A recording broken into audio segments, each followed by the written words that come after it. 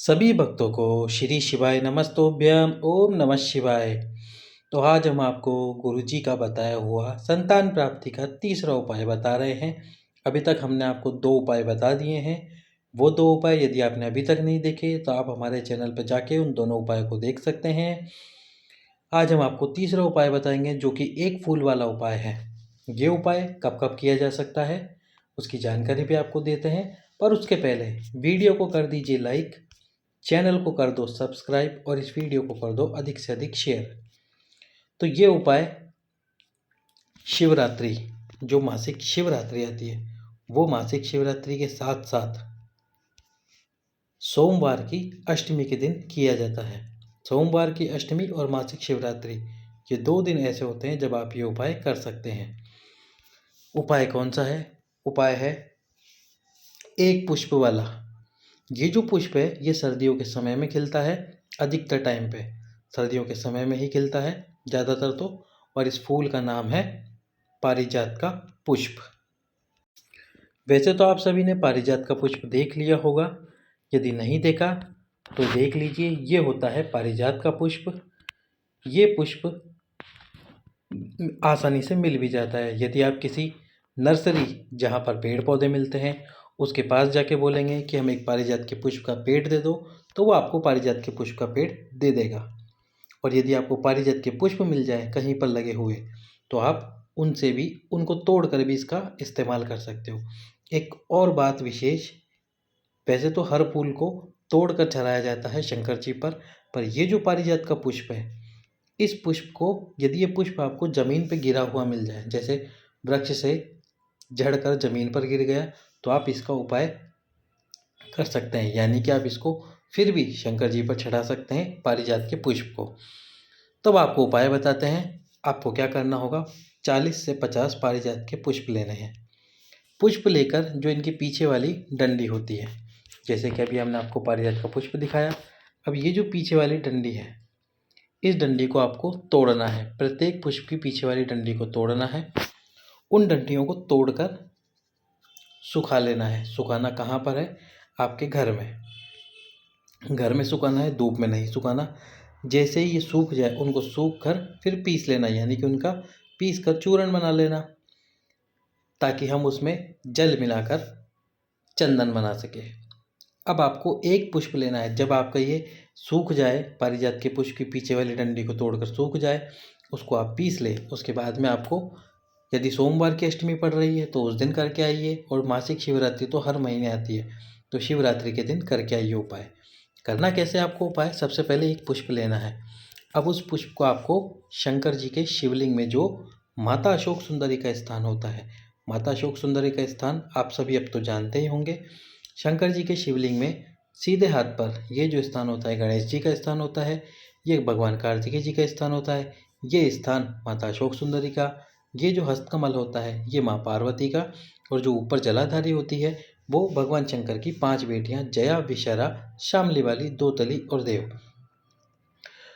और ये शंकर जी का शिवलिंग। तो शंकर जी के 13 बच्चे इस पूरे शिवलिंग के आसपास और शिवलिंग के अंदर ही समाहित होते हैं।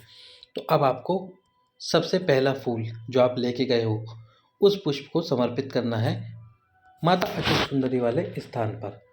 पुष्प आप देख सकते हैं समर्पित किस प्रकार से करना है। डंडी का मुख भगवान शंकर की तरफ होना चाहिए और पुष्प वाला भाग आपकी तरफ। ये जो आप उपाय करोगे ये शिवलिंग के सम्मुख में से करना। सम्मुख में से कैसे? जिस तरफ भगवान शंकर की जलाधारी है, उत्तर दिशा की तरफ। दक्षिण दिशा में जाके आप ये उपाय करोगे, उपाय, क्योंकि जो गुरुजी ने उपाय बताया है कि उत्तर दिशा से ही करने को बताया है। दक्षिण दिशा से यदि हम उपाय करेंगे तो इस फूल को हमको उल्टा रखना पड़ेगा, उसमें समस्या बहुत आ जाएगी। तो आप उत्तर दिशा से इस उपाय को करना।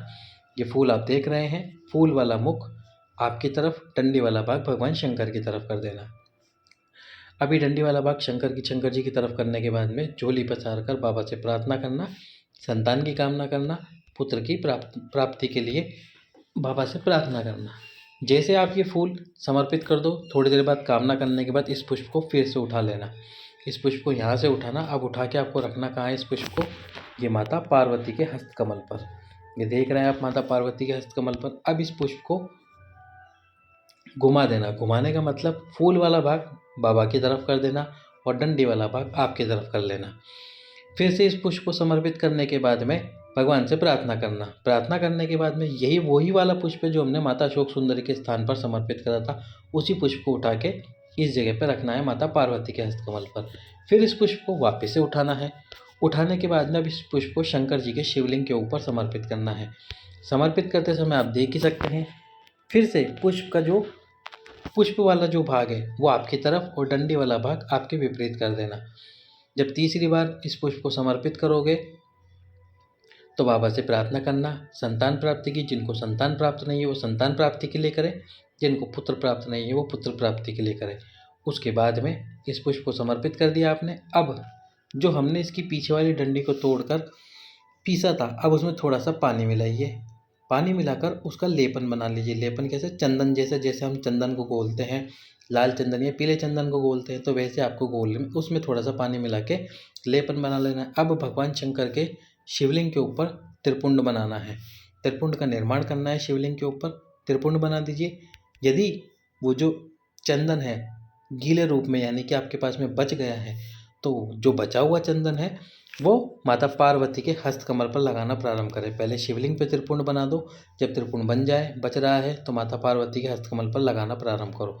धीरे धीरे लगाते जाओ और माता से विनती करते जाओ, हे माँ, हे जगत जननी, आप सुख को देने वाली हो, माता हम पे कृपा करो। 15 साल 20 साल हो गए हैं, संतान का सुख नहीं हो पाया। सारे डॉक्टरों को दिखा चुके हैं, इलाज कर चुके हैं, फिर भी उपाय नहीं हो पाया, सफलता हाथ नहीं लगी। कृपा करो माँ। और उसके बाद में जब चंदन खत्म हो जाए, यदि आपके पास में जो आपने पीछे वाली डंडी को पीसा था वो चूर्ण बच रहा है, तो प्रतिदिन बाबा के शिवलिंग के ऊपर चंदन लगाइए। यही वाला चंदन लगाइए, फूल वाला, जो फूल की डंडी को तोड़कर बनाया था। प्रतिदिन लगाना प्रारंभ कर दीजिए। एक शिवरात्रि को कीजिए उपाय। यदि सफलता नहीं मिलती है तो फिर से इसी पुष्प से दूसरी शिवरात्रि पर भी यही उपाय कीजिए। बाबा आपकी जरूर सुनेंगे और आपको संतान की प्राप्ति भी अवश्य ही होगी। सभी भक्तों को श्री शिवाय नमस्तुभ्यम।